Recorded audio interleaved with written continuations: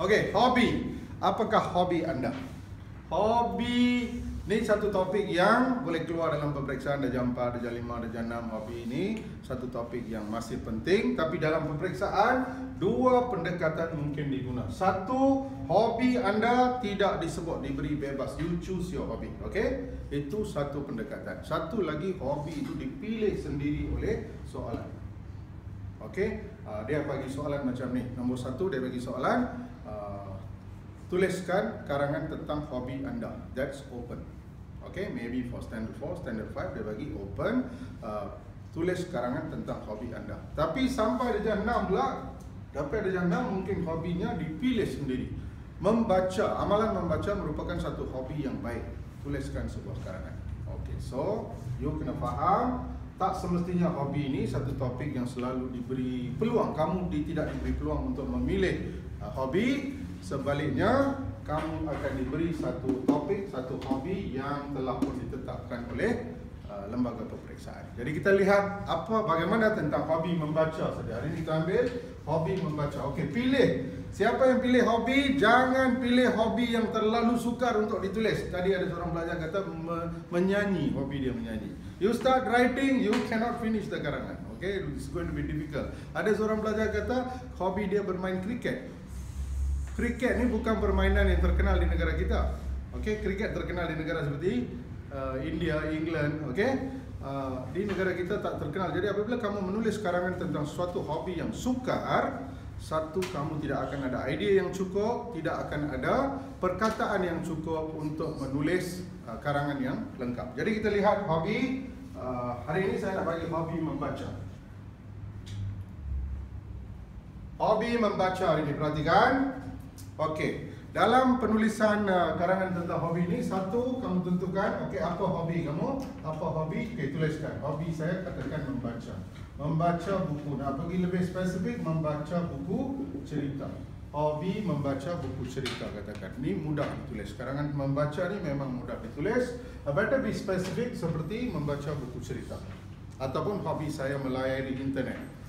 Saya membaca di internet. Okey, be specific. Okey, lagi bagus. Tapi jangan pilih hobi yang terlalu sukar untuk ditulis. Ini bukan tentang realiti kehidupan kamu. Orang bukan tanya, what's your hobby for real? It's not in your real life. It's about essay writing. This is writing business. So in writing business, choose what's easy. What you can write a lot. Macam membaca ni dengan mudah kita boleh tulis banyak perkara. Kerana membaca ini ada banyak faedah. Jadi terus kamu fokuskan apakah faedah membaca. Okey, faedah membaca. Okey, seorang bagi satu. Duduk, tak perlu bangun. Ya. Belajar perkataan baru. Okey, dia kata tengok, dia guna perkataan belajar perkataan baru. Dalam peperiksaan yang sebenar, kamu patut tulis memperluas kosakata ataupun memperluas perbendaharaan kata. Your vocabulary akan jadi luas dengan membaca. Hanya dengan membaca akan jadi luas. Okey?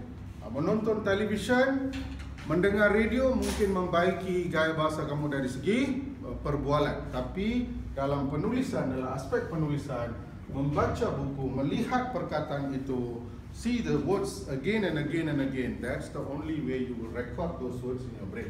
Okay? Okay, apa faedah lain membaca? Siapa tahu? Mendapatkan maklumat. Mendapatkan maklumat. Okey, ataupun kamu boleh kata meningkatkan ilmu dalam sesuatu bidang. Kalau kamu suka bidang sukan, kalau kamu suka bidang apa jua bidang yang kamu suka, meningkatkan ilmu. Malah membaca buku cerita boleh meningkatkan ilmu, kerana dalam buku cerita sesuatu watak itu terlibat dalam sesuatu bidang yang tertentu. Mungkin watak itu seorang pelakon, mungkin watak itu seorang guru, mungkin watak itu seorang pemain bola sepak. Jadi dengan membaca tentang watak itu, apa yang dilalui oleh watak itu, semestinya ilmu pengetahuan anda akan jadi luas. Okey? Alright, satu bahagian kita boleh cari seberapa banyak faedah yang boleh.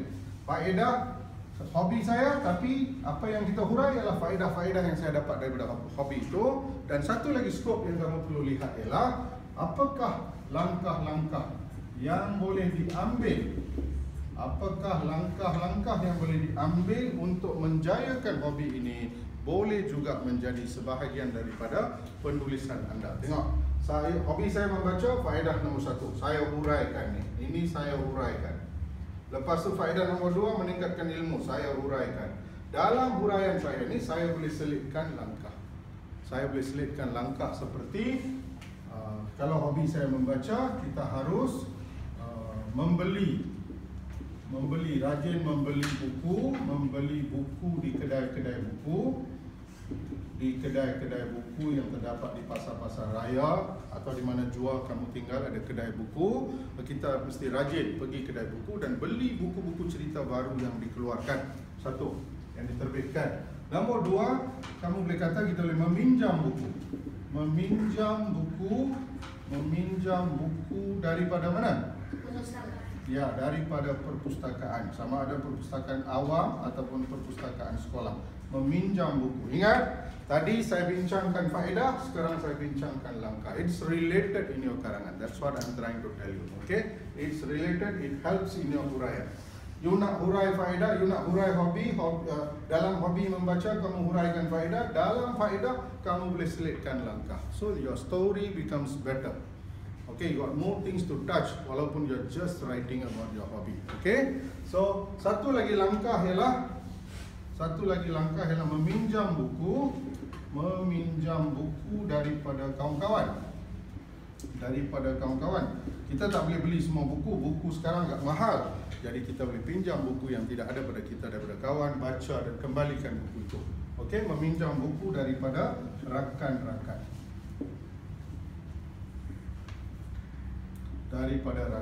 Sekarang kamu ada banyak kawan kan?